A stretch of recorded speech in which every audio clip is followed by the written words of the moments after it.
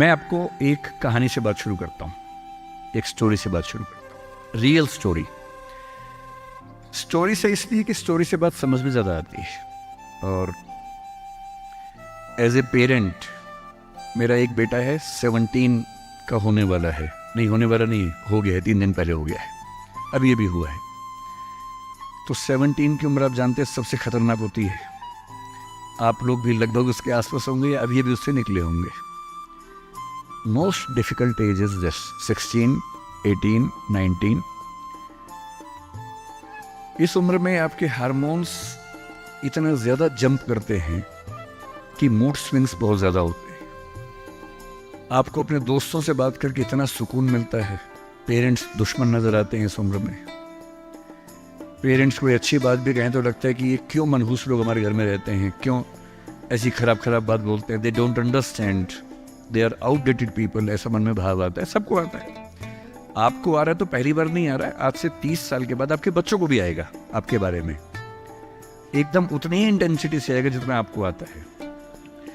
जितना आपको लगता है कि आपके पेरेंट्स बिल्कुल नहीं समझते, आपके बच्चे आपके बारे में यही सोचेंगे 30 साल बाद। ये एकदम इटर्नल ट्रुथ है जिसको आप रोक नहीं पाएंगे। So this is a normal thing.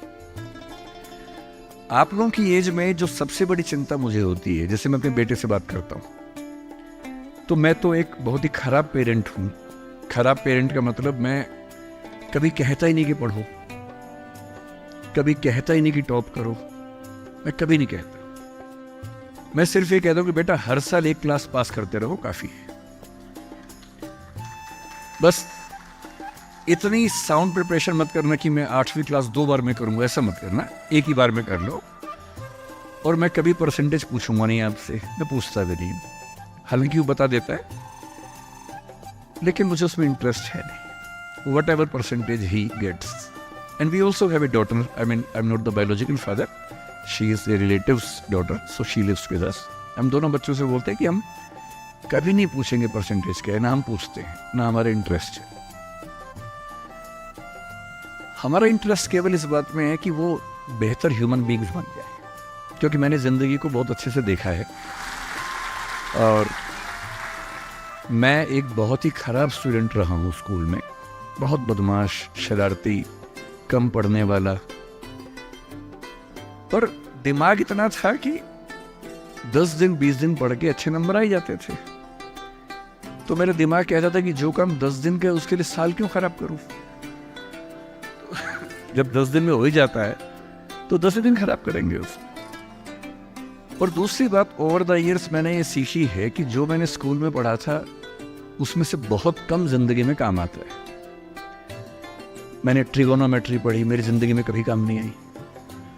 मैं कभी थीटा वीटा लगा ही नहीं पाता कहीं पर भी, आज तक यूज नहीं किया मैंने। थीटा कहाँ थी यूज करूं, काम ही नहीं आया। मैंने दुनिया भर के नक्शे रटे थे स्कूल में, कहीं काम नहीं आए। जब किसी देश में घूमने जाता हूँ, वहाँ का नक्शा देख लेता हूँ और बचपन वाला याद भी नहीं आता, फिर से देखना पड़ता है। सीधी सी बात है। तो मैंने फील किया कि ज़्यादातर चीज़ें जो स्कूल में हम पढ़ते हैं, कॉलेज में पढ़ते हैं, वो जो नॉलेज है वो ज़िंदगी में बहुत काम नहीं आती। जो काम आता है वो और चीज़ है। मैं उस पर ज़्यादा बात करूँगा आपसे। लेकिन मेरी चिंता एज ए पेरेंट, और क्योंकि आप बच्चे उसी उम्र में हैं, मैं लगभग 50 साल का हूँ, तो आप मेरे लिए लगभग उसी रोल में हैं कि आप मेरे बच्चे जैसे हैं। क्योंकि जो बच्चे होते हैं ना, अपने पेरेंट्स से बड़ी नफरत करते हैं, दूसरों के पेरेंट्स की सुन लेते हैं बात। तो आप मेरी बात सुन लेंगे, अपने घर में नहीं सुनेंगे। जैसे मेरा बेटा मेरी बात नहीं सुनता है, वो शायद यहाँ CM साहब की बात सुन लेगा। तो दूसरों की बात सुनना आसान होता है, अपने पेरेंट्स की बात सुनना मुश्किल होता है। तो आप सुन रहे हैं इसलिए मैं सुना रहा हूँ आपको। तो जो कहानी मैं आपको सुनाना चाह रहा हूँ एक रियल कहानी है, और मेरी सबसे बड़ी चिंता अपने बच्चों को लेकर, आपको लेकर वही रहती है। मैं जब भी कोई कहानी सुनाता हूँ, नाम, जगह, वो सब बदल देता हूँ ताकि किसी की प्राइवेसी पर हमला ना हो। सबकी राइट टू प्राइवेसी है ना। एक बच्चा था जिसको मैं जानता हूँ, बचपन से जानता हूँ, बहुत ही जबरदस्त आर्टिस्टिक बच्चा, म्यूजिक का उस्ताद। उसके घर में लगभग सब लोग म्यूजिक के उस्ताद थे। इंस्ट्रूमेंटल म्यूजिक, वोकल म्यूजिक, हर चीज में अच्छा, पढ़ने में भी ठीक, बढ़िया। और जब हम स्कूल में थे, वो मेरी क्लास में तो नहीं था, थोड़ा सा अलग क्लास में था, पर स्कूल में बहुत पॉपुलर था being into music. I was in debating, he was into music. और बाद में उसने हमारा स्कूल छोड़ भी दिया कुछ समय के बाद, फिर वो कहीं और चला गया, फिर हमारा मिलना नहीं हुआ। उस समय ना तो व्हाट्सएप था ना यूट्यूब था, तो बाद में मिलने का स्कोप भी नहीं रहता था। जो एक बार चला गया वो चला ही जाता था उस समय। अब तो बच्चे ज़िंदगी भर दोस्त रहते हैं। फिर जब मैं दिल्ली यूनिवर्सिटी में आ गया, ग्रेजुएशन कर चुका था, उसके बाद अचानक मुझे एक बचपन का दोस्त मिला जिसने मुझे एक इंटरेस्टिंग क्या डेवास्टेटिंग बात बताई। तो बात चल रही थी कि स्कूल के दोस्त कहाँ कहाँ हैं, क्या कर रहे हैं। तो बातों बातों में उसका जिक्र भी आया। तो मैंने बड़ी उम्मीद से पूछा, मैंने कहा वो तो बॉम्बे चला गया होगा, फिल्म इंडस्ट्री में चला गया होगा। तो मेरे दोस्त ने पूछा कि तुम्हें नहीं पता उसके बारे में? मैंने कहा नहीं। उसने कहा यार वो जेल में है, and he was one of the most creative students of our school. मैंने कहा जेल में क्यों है? बोले सच में नहीं पता। मैंने कहा सच में नहीं पता मुझे। लोग ग्रेजुएशन करने के लिए जब गया तो पता नहीं क्या हुआ, उसकी थोड़ी संगति खराब हो गई। बैड कंपनी जिसको हम बोलते हैं, जो इस उम्र में अच्छी लगती है, वही वाली। कॉलेज लाइफ में थोड़ी बहुत बैड कंपनी सबकी होती ही है, हल्की फुल्की होती है, एक सामान्य बात है। अच्छा, बच्चा बच्चा ना रहे ये भी तो अच्छी बात नहीं है ना। थोड़ा बचपन तो जीना भी चाहिए, थोड़ा शरारतें करनी भी चाहिए। पर किसी किसी का दुर्भाग्य होता है कि ज्यादा हो जाता है। उसके साथ ऐसा हुआ।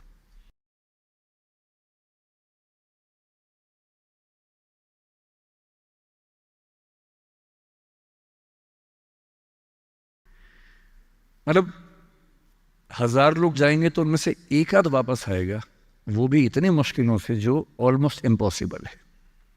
I have seen many such cases. Social welfare department से मेरे कई दोस्त ऑफिसर्स हैं, तो मैं उनसे जब पूछता हूँ बताते हैं मैंने ऐसे लोगों को देखा है 10-10 साल से स्ट्रगल कर रहे हैं एडिक्शन से बाहर आने की, नहीं आ पा रहे, खत्म हो गए हैं।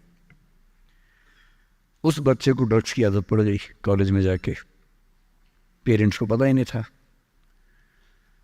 तो जब पेरेंट्स को भनक लगी तो उसको दबाव बनाया कि तुम घर आ जाओ। अब वो जिस कंपनी में था, दोस्तों वाली कंपनी में, वहाँ अब ड्रग्स तो बहुत महंगे होते थे, पैसे घर से बहुत कम आते थे, जितने पैसे एक मिडिल क्लास फैमिली दे सकती है।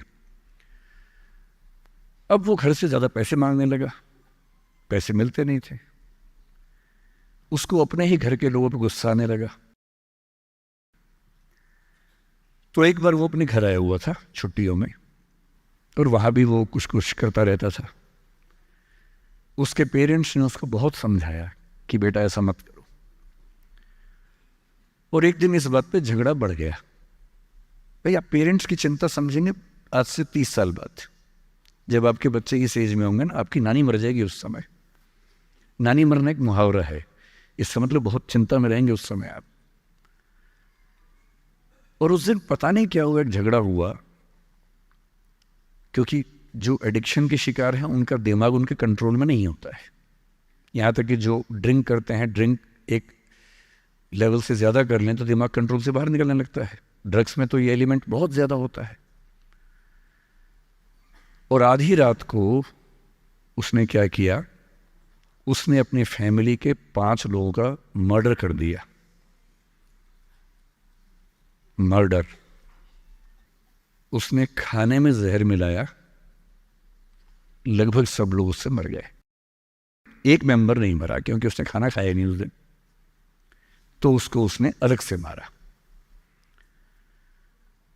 और ये बात है जब उसकी उम्र लगभग 17-18 साल की थी, या 19 के आसपास रहा होगा। उसके बाद वो जेल गया। मुझे उसके बाद से पता ही नहीं कि क्या हुआ, फांसी हुई या उम्र कैद हुई या क्या हुआ, ना तो मुझे पता है, ना मैं इंटरेस्टेड हूँ जानने में। मैं उसका नाम हम सब जानता हूँ, एंड 1-2 क्लास स्कूल में ऐसी थी कि वो हम आसपास थे, जानते थे, पहचानते थे एक दूसरे को। मेरी सबसे बड़ी चिंता ये होती है बच्चों को लेकर कि किसी भी गलती से वो ड्रग्स में ना चले जाएं। आप सबसे रिक्वेस्ट कर रहा हूँ हाथ जोड़ के, कुछ भी कर लेना, ये मत करना।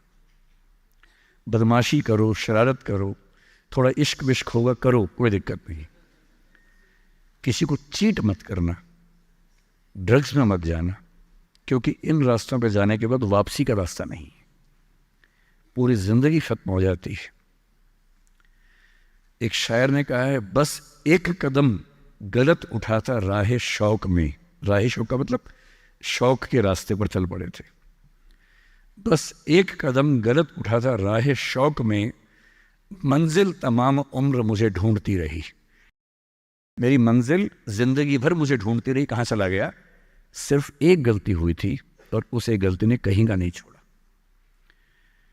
आपको लग रहा होगा कि ये तो पापा जैसा है, प्रीच कर रहा है हमें, पापा डोंट प्रीच वाला भाव मन में आ रहा होगा आप लोगों के, पर मेरा काम ही है, मैं क्या करूं? मुझे जितनी चिंता अपने बच्चे की उतनी आपकी चिंता है, तो मैं तो बोलूँगा। आप मानेंगे नहीं मानेंगे आपकी मर्जी है, लेकिन ईश्वर ना करे कुछ गलती हुई तो बाद में आप इस बात को याद ज़रूर करेंगे कि किसी ने समझाया था हाथ जोड़कर, और हम उसके बाद भी नहीं समझे थे। कुछ भी करना, उस रास्ते पर मत जाना। और इस रास्ते पर लोग क्यों जाते हैं? इसकी जो साइकोलॉजी में सबसे बड़ा रीज़न है, उसको पीयर ग्रुप प्रेशर कहते हैं। पीयर ग्रुप का मतलब है आपके दोस्तों का ग्रुप, गैंग, जिसको गैंग कहते हैं। जो डेवलपमेंटल साइकोलॉजी है, जो साइकोलॉजी स्टडी करती है कि बच्चे जैसे जैसे बड़े होते हैं उनकी साइकोलॉजी कैसे चेंज होती है, इसको बोलते हैं डेवलपमेंटल साइकोलॉजी। उसमें माना गया है कि ये जो एज है, टीन एज, ये गैंग एज है। गैंग एज का मतलब 3-4 दोस्तों का ग्रुप होता है, वो गैंग की तरह से ऑपरेट करता है। एकदम सीक्रेट्स रहते हैं ग्रुप में, आपस में बातें करते हैं, जैसी कोई आसपास से निकलता चुप हो जाते हैं। उनको लगता है कि उनके पास कुछ सीक्रेट इन्फॉर्मेशन दुनिया की ऐसी है जो मोसाद और रॉ और इन्हीं सब के पास होती है, किसी के पास नहीं होती। जबकि वो जो बात कर रहे होते हैं, उनके पेरेंट्स वो बात 30 साल पहले कर चुके हैं। वो ऐसी कोई बात नहीं कर रहे जो उनके पेरेंट्स को नहीं पता, वो सब बातें करके ही बड़े हुए हैं। पेरेंट्स भी तो बने ही है ना भाई, ऐसा थोड़ा ना, उन्होंने तो ज़िंदगी देखी है, पर उनको लगता है कि वो कुछ खास ऐसा जानते हैं। एक दूसरे पर ऐसा भरोसा, पेरेंट्स पर ऐसा अविश्वास, ऐसा उनको खारिज करने की टेंडेंसी, नॉर्मल बात है, कोई खास बात नहीं है, इस उम्र में सामान्य बात है।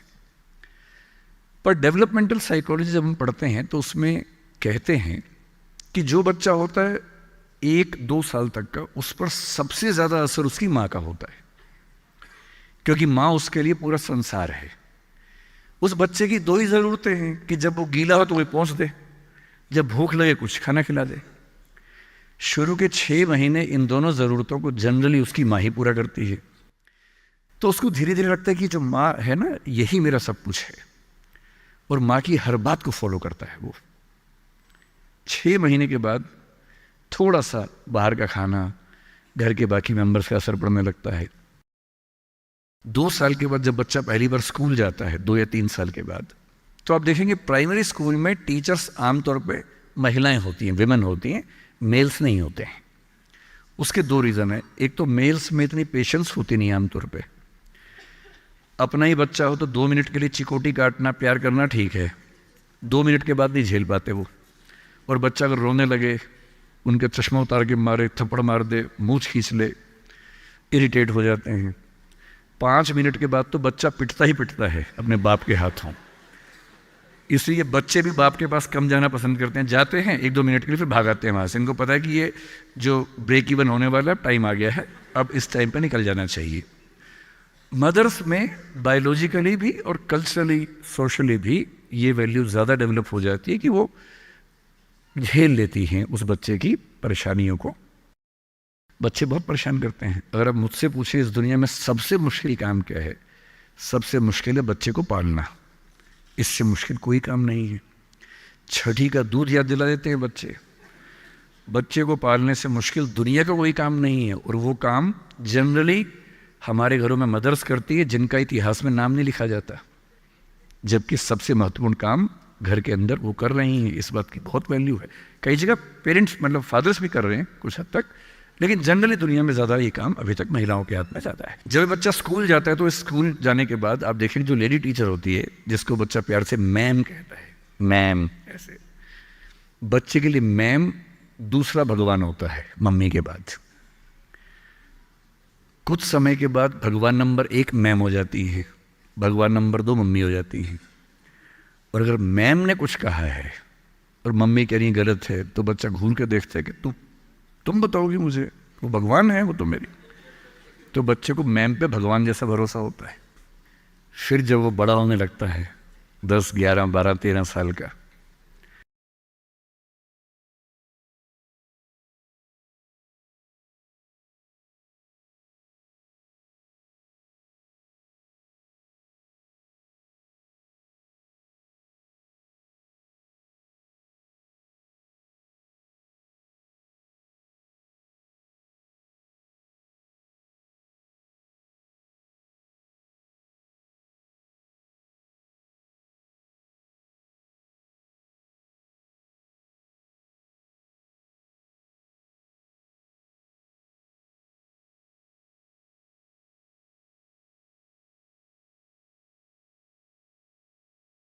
थर्टीन की एज आते आते बच्चों में जो बायोलॉजिकल चेंजेस होने शुरू होते हैं, बड़े परेशान होते हैं, पशुपेश में होते हैं कि ये क्या हमारे साथ हो रहा है, हमारी ज़िंदगी चेंज हो रही है। अचानक उनको ऐसा लगने लगता है।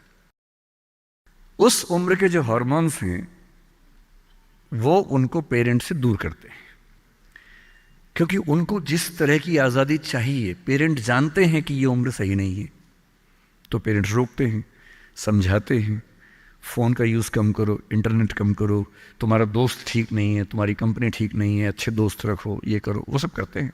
उनकी मजबूरी है, उनको पता है कि ये उम्र फिसलने वाली है। और बच्चों को लगता है कि मैं जहाँ जहाँ आज़ादी चाहता हूँ, यही 2 लोग मेरे दुश्मन हैं, पता नहीं ये डिज़र्व नहीं करते मुझे, they don't deserve a child like me. फिर वो पेरेंट्स से झूठ बोलना, छिपाना, हर बच्चा उस उम्र में झूठ बोलना शुरू कर देता है। कुछ बहुत प्यारे मासूम बच्चों को छोड़ दूं मैं 1-2%, बाकी सब थोड़ा बहुत झूठ तो बोल लेते हैं। कुछ ज़्यादा शातिर हो जाते हैं, इतना खतरनाक झूठ बोलते हैं, लाई डिटेक्शन टेस्ट करवा लेंगे तो भी नहीं पकड़ में आएंगे, इतना अच्छा झूठ बोलने लग जाते हैं, क्योंकि उन्होंने सीख लिया दोस्तों से सब करके। और ये जो उम्र है 13 से 19, जो गैंग एज है, ये जो दोस्त हैं, इनका असर इतना ज़्यादा होता है। और आपकी पर्सनैलिटी कैसी है, हर गैंग में 4-5 लोग होते हैं, उनमें से एक मुखिया होता है, उनका गैंग का नेता होता है, जो थोड़ा सा एग्रेसिव है, डोमिनेटिंग है, असर्टिव है, वो फैसले करता है सबके लिए। आपने डिसीजन मेकिंग का सवाल पूछा, इसी पे सो समझेंगे। उसने कहा कि चलो सब फिल्म देख के आएंगे, तो बाकी 4 फॉलोवर्स होते हैं, वो चलते हैं, जी जी चलो चलो चलो चलो चलो। इन सबका सेल्फ रिस्पेक्ट का लेवल अलग अलग है। जो नेता है उसमें सेल्फ रिस्पेक्ट बहुत ज़्यादा है, इतनी ज़्यादा है कि वो दूसरों की सेल्फ रिस्पेक्ट की धज्जियाँ उड़ा देता है। वो ये मान के चलता है कि मैं राजा हूँ, जो मैं कहूँगा वही होगा। और जो बाकी 4 भेड़ बकरियाँ हैं, जिनमें कॉन्फिडेंस की कमी है, असर्टिव नहीं है, सबमिसिव हैं, दब्बू हैं, डरपोक हैं, वो बेचारे उसकी बात को फॉलो करते हैं। और ये जो 4 है ना, इन पे खतरा बहुत ज़्यादा है, क्योंकि जो नेता है वो पहले से बिगड़ा हुआ है, वो हैबिचुअल है कई चीज़ों का, और वो इन 4 को बोलता है आज हम सब ड्रग्स ट्राई करेंगे। पूछ नहीं रहा है, बता रहा है। अब इन 4 में से एक के मन में है कि ना करूं, मम्मी ने उसको 1000 बार समझाएगी बेटा ये मत करना, वो बेचारा बोल ही नहीं पा रहा, घबराहट हो रही है उसको। बड़ी मुश्किल से मिमियाते हुए एक वाक्य उसने बोला। मिमियाना मतलब बिल्ली की तरह से बोलना, कैट की तरह से बोलना। उसने कहा यार मम्मी ने कहा था ठीक नहीं होता है। अब उसके बाद जोर से ठाका मार गया, ये देखो मम्मी का बच्चा, ये देखो मम्मी का बच्चा, इसको दुद्धू पिलाओ इसको, बच्चा है, ये तो बड़ा ही नहीं हुआ, ये तो मर्द ही नहीं बना अब तक। हम तो मर्द हैं, हम तो बड़े हैं, हम तो ग्रोन अप हैं। इस बच्चे की सेल्फ एस्टीम, सेल्फ रिस्पेक्ट इतनी कम है कि डर जाएगा, एकदम घबरा जाएगा। 3 लोग बोलेंगे अरे कुछ नहीं होता, अरे कुछ नहीं होता, आजा आजा आजा आजा, अरे कुछ नहीं होता, कर ले ट्राई, हम भी तो कर रहे हैं, कर ले ट्राई। और इसी प्रेशर में ये बच्चा पहली बार ऐसी गलती करेगा। और मैंने पहले ही कहा कि रास्ता एक तरफा है, वापसी का रास्ता नहीं। इस प्रेशर को बोलते हैं पीयर ग्रुप प्रेशर, दोस्तों का प्रेशर। मैं अपने बच्चे को केवल एक बात सिखाता हूं, बाकी पढ़ाई लिखाई तो मुझे पता है ज़िंदगी में जब कोई करना चाहेगा कर ही लेगा। इंटरनेट की दुनिया में, गूगल की दुनिया में, अब क्या मतलब मैं क्या पढ़ा दूंगा आपको, टीचर क्या पढ़ा लेंगे, सब गूगल पे उपलब्ध है, सब ऑनलाइन अवेलेबल है। जो टीचर बनना चाह रहे हैं समझ लें, अब टीचर का काम नॉलेज देना नहीं है, नॉलेज आपसे ज़्यादा, आपसे बेहतर गूगल पे है। अब आपका काम उससे ज़्यादा बड़ा है। क्या है अभी डिस्कस करेंगे। मैं केवल एक बात पे फोकस करता हूं कि मेरे बच्चे या आप लोग पीयर ग्रुप प्रेशर से बच सके। मैं खुद बचा था, अच्छे से बचा था, मेरे पेरेंट्स की भूमिका थी। मैं जिस हॉस्टल में रहा उस हॉस्टल में लगभग सब ड्रिंक करते थे कॉलेज के दिनों में, मैं नहीं करता था। मुझे कभी ज़रूरत ही नहीं लगी उस चीज़ की, तो नहीं लगी तो नहीं किया। अच्छी बात सिर्फ इतनी है, मैं ये नहीं कह रहा कि ड्रिंक करना अच्छी बात है कि बुरी बात है, वो तो इंडिविजुअल फैसला हर किसी का है, लेकिन मैच्योर होने के बाद, बचपन में नहीं। मैं सिर्फ ये कहना चाह रहा हूं कि अगर 4 लोग मुझ पर दबाव डालें और मैं उनके दबाव में आ जाऊं, ये ठीक नहीं। मुझे ध्यान है कि हमारे हॉस्टल की नाइट चलती थी, फ्राइडे की रात है, वार्डन साहब छुट्टी पे हैं, 10-12 लोग एक कमरे में बैठे हैं, शराब की बोतल खोल ली है या बियर जो भी है, सबका मन है पीने का। वो मतलब एडल्ट्स हैं, 18+ के थे, वो शायद लीगली अलाउड होगा उनके लिए, मुझे नहीं पता। और जो लोग नहीं पीना चाहते उनको दबाव बना रहे हैं कि आ पी के दिखा, तो मर्द है तो पी के दिखा, बड़ा हो गया तो पी के दिखा। जब भी कोई ऐसा दबाव बनाए ना, इतना भी दबाव में नहीं आना है। जैसे कोई बोले बड़ा है तो पी के दिखा, आपको बोलना है मैं इसको पिए बिना ही बड़ा हूं। मर्द है तो पी के दिखा, मैं इसको पिए बिना ही मर्द रहता हूं। तुम इसको पी के मर्द बनते हो, हम ऐसे ही मर्द हैं भाई। दोस्त नहीं है क्या हमारा, तो क्या बोलना है? अगर तुम्हारी दोस्ती के लिए मुझे पीनी पड़ेगी शराब, तो मेरी दोस्ती के लिए तुम छोड़ क्यों नहीं सकते? अजीब बात है भाई। दोस्त, क्या मैं ही तुम्हारा दोस्त हूं? तुम मेरे दोस्त नहीं हो? तुम्हारी दोस्ती के लिए मैं ड्रग्स लेना शुरू कर दूं और मेरी दोस्ती के लिए तुम छोड़ नहीं सकते? अगर तुम छोड़ नहीं सकते तो मैं ले नहीं सकता। और दोस्ती अपनी जगह है, हमेशा ध्यान रखना। भूल के भी कभी कोई ऐसी डिमांड मत करना जो दोस्ती की हदों से ज़्यादा जाती हो। मैं साफ कह रहा हूं, मैं ड्रग्स के रास्ते पर नहीं जाऊंगा, ये काम मैं नहीं करूंगा। मुझसे दोस्ती रखनी है, इन शर्तों के साथ रखो। मैं किसी दबाव में ना आया हूं ना आऊंगा। इसको बोलते हैं असर्टिवनेस। अपनी शर्तों पे जीऊंगा, किसी के दबाव में नहीं जीऊंगा। जो गलत है गलत है, नहीं करना है तो नहीं करना है। एक शायर ने बड़ी अच्छी बात कही इश्क के बारे में, लेकिन यहाँ अप्लाई होती है। उसने कहा, वो नहीं मेरा सही, उससे मोहब्बत है तो है। भाई किसी से मोहब्बत है, नहीं हो पाया मेरा, कोई बात नहीं। वो नहीं मेरा मगर उससे मोहब्बत है तो है। अब ये रस्मों और रिवाजों से बगावत है तो है।